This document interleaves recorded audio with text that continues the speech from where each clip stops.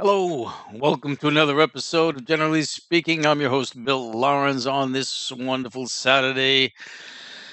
It's November 8th, 2025. A lot of good stuff here. You should listen to it all. If you don't like the first story, go fast, skip ahead, and listen to some other ones. I've got a lot of things in here, not just politics, some interesting things, some funny things, some things to think about. So let's get started right away. I was watching something Ron DeSantis was talking about. Nothing political here, though. He was just mentioning homes and how they're taxed and automobiles and how they're taxed and how you essentially never own them because they're taxed, because even if they're paid off in full, you don't pay those taxes, you lose your homes, and I own my home, and I'm thinking, yeah, that would be great, stop taxing. I never own my home, they could take it anytime. And of course, what happens if the municipalities don't get the taxes from your home anymore? You got to get it someplace else. I'm just thinking, well, raise prices on something else. I've always thought that it should be, you should pay sales tax. There we go. That's the big one, sales tax, especially on yachts and luxury items. And then it came across my mind, well, what about the people who don't own homes? They rent, right? And what are they going to say? Oh, so now I have to pay more because you don't want to pay taxes on your home?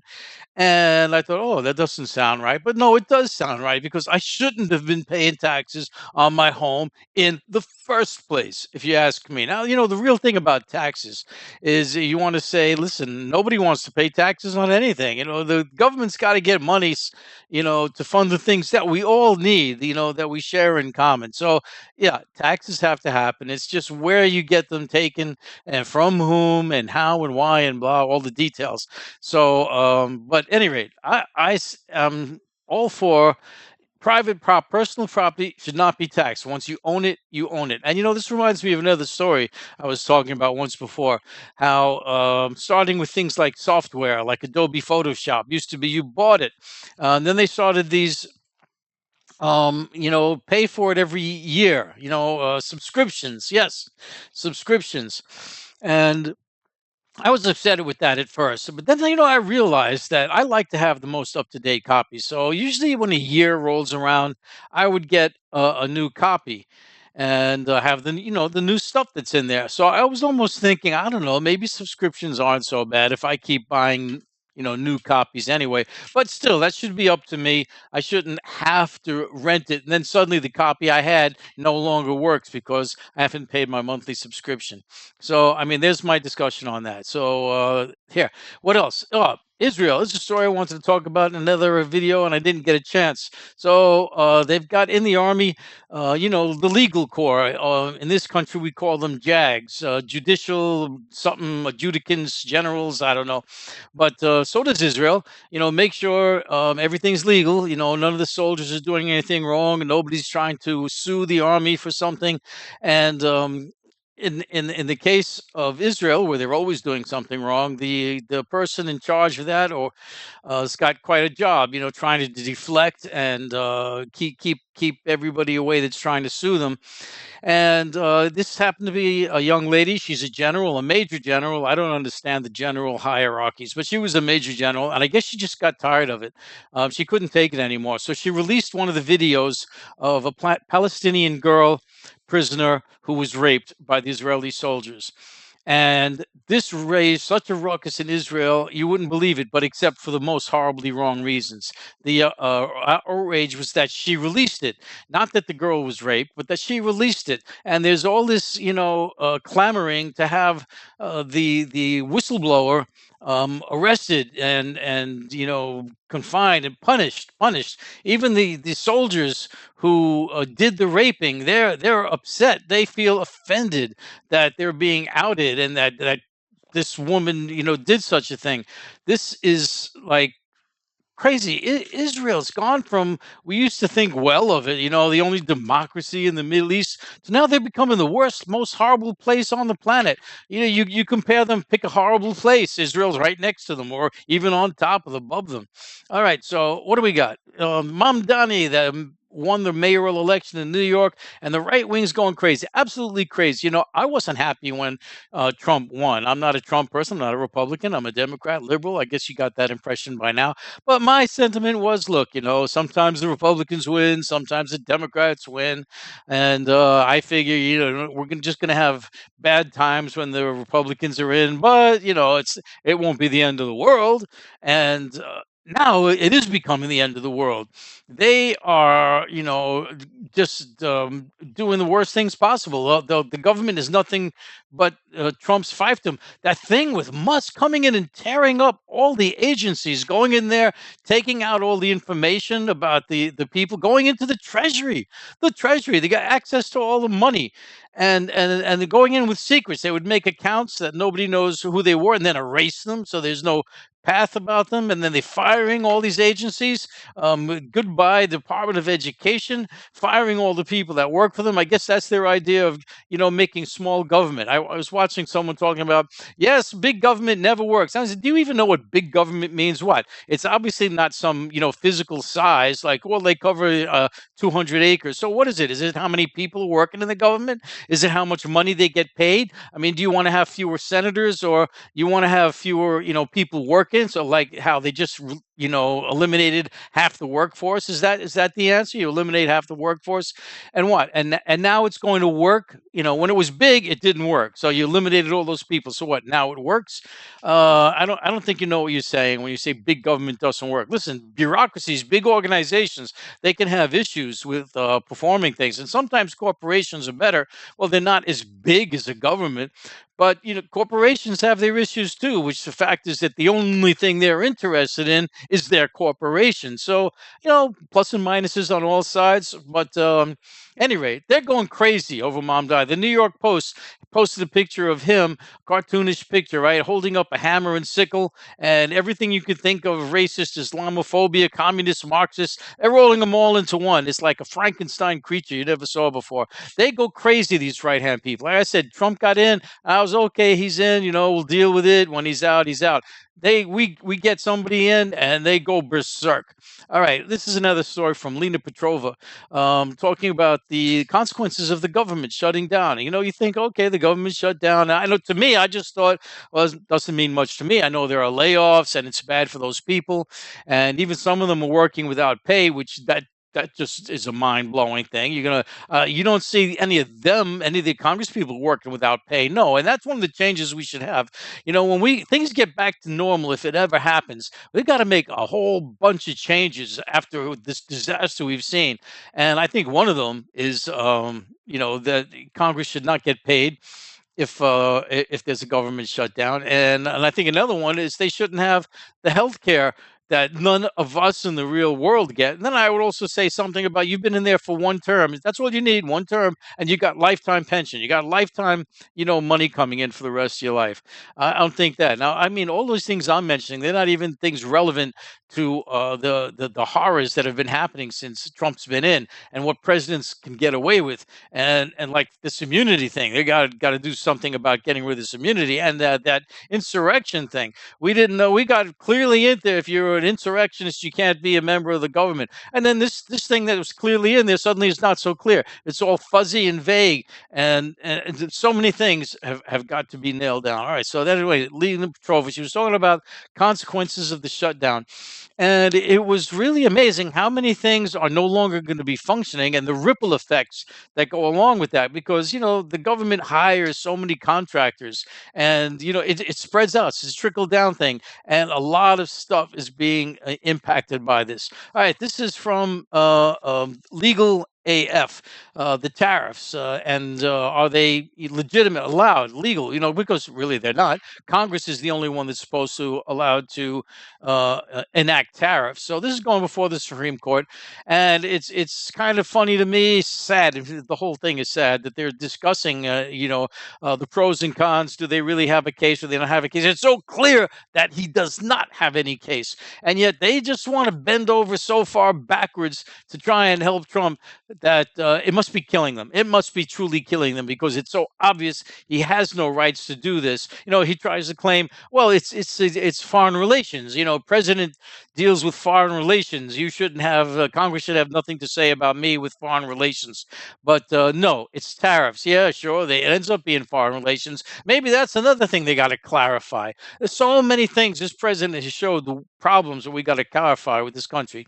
All right, we got this other person here. His name is his website, his podcast is called Fair and Balance, like fair and balanced, but his name is Farron, Farron. So he plays on those words, fair and balanced. He was talking about Bondi defying a court order, and what was that court order? Well, the prosecution of James Comey. So to get him on whatever. They don't even know what he did. They just want to try to get him. And the lead prosecutor is a person who isn't even legally a prosecutor because according to the rules of who can be put in that position, she didn't meet those rules. And so we're trying to find out, all right, who's the person putting their names on all these documents? Because if it's just her, if it's plainly her, I mean, maybe there is somebody somewhere who's got some legitimacy, and we can carry this bucket a little bit further.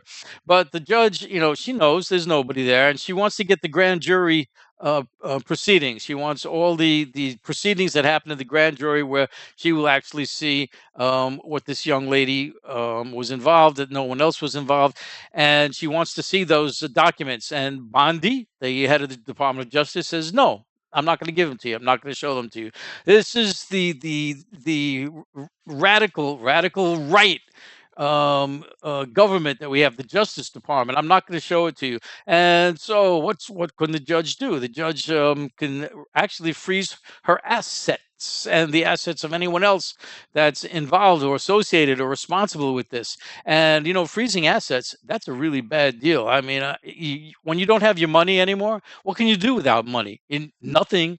You can't buy a cup of coffee. You don't have the money. You can't pay your bills. You'll be out on the street. You don't have any money to pay your rent or your mortgage or your taxes, on your mortgage. And so she could do this. And I was just thinking about that sanctions, how this is really a horrible thing. The government can say, "I'm going to sanction you," at the extreme rate that it screws with you. This is something that ought to be going for a court first. Should be go through a court, should be adjudicated by a jury, and decided that, yeah, okay, now we can sanction you. Not that the government can just say, "I'm sanctioning you." That's it, and now you're really messed up. At any rate, so Bondi isn't going to do it. The judge could do that, but what's going to happen? I'll tell you, I'm very cynical about what the courts are going to do because I've seen them in the past, being, how dare you not listen to what I told you to do? And you can be held in contempt. This threat, I'm going to hold you in contempt. You know what? I'm just going to give you another week, to do what I told you. And if you don't, that's about it. And they don't do it in a week. So I'm only going to give you one more week, only 2 more weeks. I'm only going to give you to another century to get this done. And then even when you still don't do it, nothing's going to happen because everybody forgot about it and they're on to something else. It's really pathetic. So I don't know what's going to happen with Bondi, and I don't know what's going to happen with that case. But let's go on to another story. This is the Friendly Atheist. Oh, by the way, like, subscribe, and hit the notify bell. And let's keep going. So this was from the Friendly Atheist, talking about somebody at a job who was complaining that he didn't want to work with a woman.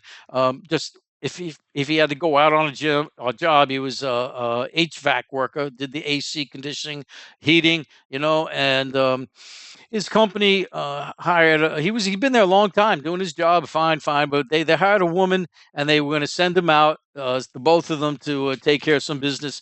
And he said, "I can't do it. I can't. I'm a Christian man, and I can't have a single woman alone with me. I might be tempted, or someone will think I was tempted, or someone will think something will happen. I can't do it. It's no good." And this brings me to the story, to the idea of this is my religious conviction, and we've got all these things before the courts, have come before the courts. So I don't want to bake a cake. I don't want to make a birthday card. I don't want to host any sort of photography shoot because gay couples are against my Christian religion. Listen, why does Christianity have anything more impactful or respectful than, let's say, seriously held, deeply held convictions of a secular person. Let's say I don't like, people coming in with blue eyes or blonde hair. I am not going to do anything for you because you're right-handed, or you came in at 1 o'clock. People who come in at 1 o'clock are deeply offensive to me. So, and I can't do anything about that. This idea that it's a religious belief. So I all the rest of us have to cater to you for that. No, I don't think so. So, how's this? This is from Midas Dutch channel. I watch a lot. I like these guys. They're really going good. Talking about over 1 million job losses so far under Trump. This is the wonderful, beautiful Trump economy, and talking about something called a K-shaped economy. K, like HIJK. And what do you mean a K-shaped economy? Well, on the right side of the K, left side, depending how you're looking at it, there's a line going up and a line going down.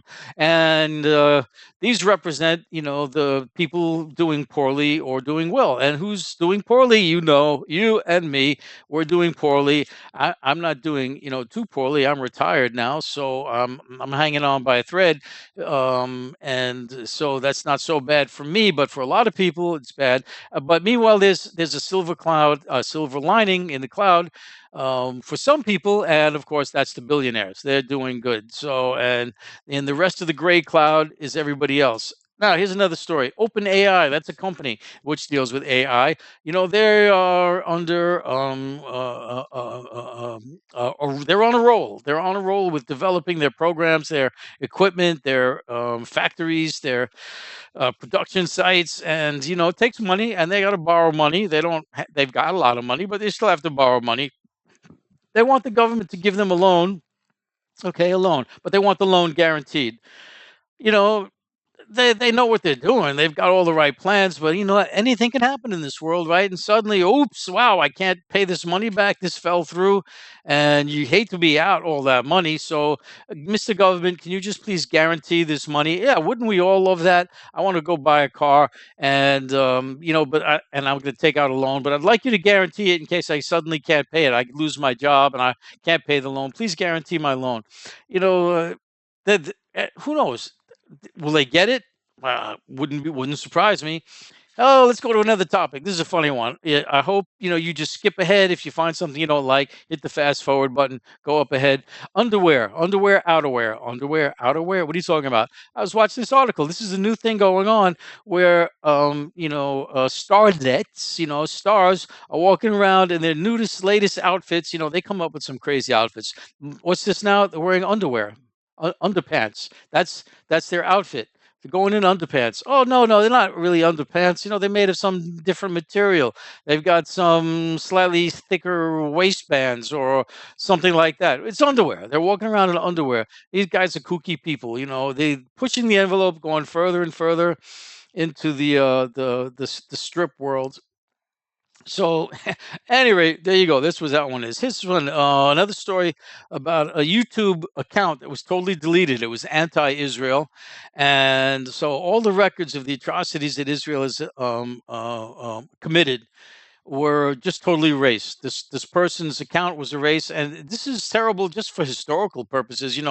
It's like a book burning thing. Historians like to look back on the past and get their documentation data on what happened, and this was just completely erased. And this brought me up to a topic I was thinking about with YouTube generally and media also generally, is that media now is controlled by a bunch of corporations. Of course, Fox, we all know that's a lost cause, but even the Democratic liberals, CNN and MSNBC, they're still corporately owned. They'll say things against the president, left or right. They've certainly had no problems criticizing Biden or Obama. Whereas you won't see Fox criticizing Trump or any Republican, but they nonetheless are still around. And like I said, not really being all that open about what's going on. So you've got this YouTube's channel, right? You got TikToks being brought out by someone who's going to start squashing anything they don't like about Israel. And TikTok is amazing. I mean, YouTube, this channel, this platform, amazingly to me, still seems to be showing a lot of anti-government um, material. And I keep wondering, well, they keep allowing it. I mean, it's really great, but how long before they don't? When is someone going to start putting the screws to it? And it means we need like a free press somewhere, somehow, that we can all look at and hear. And they got this thing about hate speech, and yeah, free speech, but you can't yell fire in a theater, and you don't want people promoting Nazism or promoting racism or promoting these things, and I agree with that. But you got to watch it. We need the channels to be able to promote everything, so you can get to hear it. And I just hate to see what's going to happen if we start losing everything, and we no longer get to see what's going on. All right, well, that's that. Here's a new story. Novara Media. This is a UK guy. He was talking about a program over there where you can report, violent gangs that are preparing to do something violent. I don't remember the name of the program, which is not really important. It's just the idea that these people looking to set bombs off in the middle of the city or something can be tracked and looked into. And the story about it was that they're all right wing. They're all right wing. 90% of them are right wing, which we've already heard these stories since the Charlie Kirk thing, where all the right was trying to say is left, left, left. But no, no, no. It's always the right. Okay. So let's just, make that clear. What's this? And now here's another story. In Saudi Arabia, it's illegal to be an atheist. Illegal to be an atheist. Now there are atheists there, and they let them be as long as you don't go shouting it out in the middle of the streets. In the privacy of everybody's homes. People know, yes, you're an atheist, so you're an atheist. But as long as you're not promoting it, you'll be left alone. But if you do promote it, you could get in serious trouble. In fact, they've got laws that say you can be killed. So they've got that. And what is this, kind of impact? First of all, just that it's horrible for a free thinking atheist like myself to even think about. But the impact is this person was telling me, yeah, it was in a comment section. I was working over in Saudi Arabia. I was at a school, intellectuals, right? I was teaching something, and a student had an epileptic fit, medical condition. And what did all the students start saying there? Demons, demons. They started running. Demons. This is what they think. This is how pathetic, a mind can become because of this poisoned atmosphere of forced, religious thinking. All right, let's talk about something else. This is coincidence. It's coincidence. What's coincidence? You meet someone, you're talking to someone just met, and you find out, oh, our moms both have the same name. Isn't that a coincidence? Nobody would think twice about that. Innocent coincidence. But there are some coincidences that happen in this world that are like, whoa, wow, what's going on here? That's really, I have a story like that where I was watching a video on how to use a graphics program. And the person said, I'm going to use as an example, we're going to redraw this. It's a hand, a graphic hand, stylized hand that I saw when I went traveling in the Midwest at an Indian reservation. Old, they're not there anymore. Indian reservations. These paintings that are on the cave, and it's a hand, and it was some kind of Indians.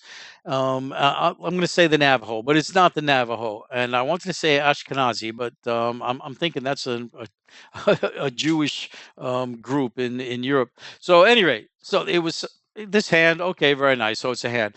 All right, I'm watching that, and the next day I need to go buy some sandals. It was summertime. I need a nice pair of sandals. I find a pair, and I'm looking on the side for the logo. I'm not looking for the logo. I'm just looking on the side, and you'll see Nike on the side, or you see Air Jordan on the side.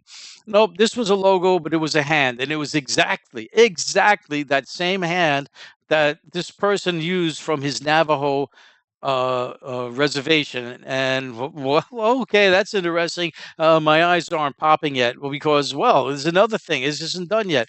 I was going to a friend's house at night, and I'd never been there before. And say you go down the street, go down that street. I'm following the directions. I turn around the last corner, and what's the name of the street? Navajo Street. And again, like I'm saying, it's not Navajo. This is like one of those oddball Indian names you would never know unless you were one of those Indians, which you're not going to be because they're dead and they're not around anymore. So, but there it was, one, two, three of this odd, out in the world, out of the blue thing. And so, what's this mean to me? This means there are coincidences that happen in this world that are really bizarre. Now, I don't know the meanings of them, but I got a feeling that half of the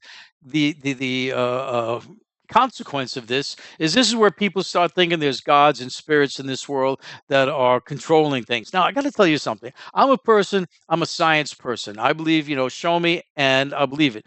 But one of the things that does open me to, I'm an open-minded person, is if it isn't impossible, and almost nothing is impossible, then something could be possible. So the idea that something could be out there undefined, right? Something could be out there pushing stuff around, having some kind of influence on us, and it could be like a million different things. It could be like a psychic world. Our brains are made up of electrical impulses, and electrical impulses can go out for millions of miles. All of our electrical impulse minds can be tied together. They could be connected to other minds and other universes and other dimensions. Now you could say, "Oh no, oh no, oh no," but how you can't say, oh no," because you don't know. Look, so you want to call it ridiculous, say it's ridiculous, but you can't say that it's impossible. Now some things you can almost say are impossible. Like you can't light a match underwater. It just doesn't happen. Sure, fire can burn underwater if you got an acetylene torch, you light that stuff, the gas coming out, they do underwater welding. But a regular old phosphorus match, strike it, it's not going to work. That's impossible. But other things you can't say are impossible because could be, could not be. And at any rate, there's my little talk about coincidence. Oh, I see I'm getting near the end. Breezy politics. That's another side I like to see. This was such an interesting comment, given what's going on with Israel today in the news so much constantly. This comes from 1990. A fellow named Pat Buchanan, who was an assistant and special consultant. Special. He didn't just consult, he was a special consultant. Pat Buchanan, in the 1990s, consultant to the GOP. He was in an interview, I'm watching this, where he was saying Congress is an Israeli occupied territory. Back in 1990, an occupied territory. And still very true today, although now it's finally starting to have some cracks. Here's another one. This is from Hawk Podcast. I like this guy. He's got beautiful hair. I wish I had some hair. And he was talking about Mamdani and how the right is always going after him. And it's particularly how they're always assaulting him about Israel questions, Israel questions, Israel questions. So one person was making a comment, yeah, the next thing you know, they're going to say, you were spotted on the subway. Does this mean you're anti-Israel? You're an anti-Semite? Anything. And it's Israel comes up. These guys just can't stop. Here's another one. If you ever saw the movie Queen's Gambit, a great movie. It's about a young lady who became a chess champion, and she ended up. It was on Netflix. She ended up suing them because they, in some statement somewhere, I saw the movie. It was really good. It was like a series, like a 7-part series or something like that, and it's a great one. And somewhere in there, they said, she never actually did play chess against men. It was one of those kind of stories that takes something that did happen in real life and then, makes a story out of it, partly true, partly not true. And somewhere in there, they had said she didn't actually ever compete against men, and which I don't even know why they said it because the movie showed her competing against men, and she did compete against men. So why would they even bother saying it? It just boggles my mind. And there's so many things about what men do. I guess women too, boggle my mind. At any rate, she's 80 years old. She ended up suing them because, it's a defamation of sorts. Say, listen, I was a great chess player and I did play men, and you're saying I didn't. And they tried to say, listen, this is all just a fictional story. Fictional story. It's all about her and what she did, and they even mentioned her name somewhere in there, so they lost that. 80 years old, she won a nice little sum of money. I don't know how much. Okay, here's another funny thing. South Korea, they've got some competitions out there, and you're not going to believe this one. This is called the Space Out competition. and you see a picture of these people. They got their numbers there on their chests, number 21, number 5, and they're sitting on the ground, cross-legged, and they're just kind of staring into space, spacing out. Since 2014, they've got these competitions to see, I guess, who can stay spaced out the longest. Crazy world we live in. All right. So, what's the last thing? Um, Heath Ledger, a fellow played the Joker in Batman. When he died during that movie, his daughter was 3 years old, and there was a last will and testament he had, but he'd written it before the daughter was born, and it gave all his estate to his parents and his sister. I guess his wife, the mother of the daughter, wasn't around or something. But at any rate, the family, said, "Listen, we're not taking this money. We're giving it to the daughter," which is nice. That's what a real family should do. But the thing more about this is that three other actors that were in the movie, specifically Johnny Depp, Colin Farrell, and Jude Law, they took all of the earnings from that movie, and they gave it to her as well so that she could be taken care of, which I thought, number one, it's very nice, but number two, I thought Heath Heath Ledger's estate was millions and millions of dollars. He was taken care of, but feel the love, feel the love. That was nice of them. They gave her that. They gave her their salaries. How many people don't do it? It reminds me of another story where poverty is not being unable. It's not because we're unable to feed the poor. It's because we're unable to satisfy the rich. And you can have all kinds of philosophical arguments about that, but I thought that was a great one. So, ooh, that's a good one. It's not because we can't feed the poor; it's because we can't satisfy the rich. Ooh, yeah, that's a stick it to you, rich person. So, anyway, there we go. There it is. I hope you like it, and I hope you come looking for me again and subscribe and notify and like. And I hope to see you again. Well, I won't see you, but I hope you see me again. I hope you come looking for me. You take care.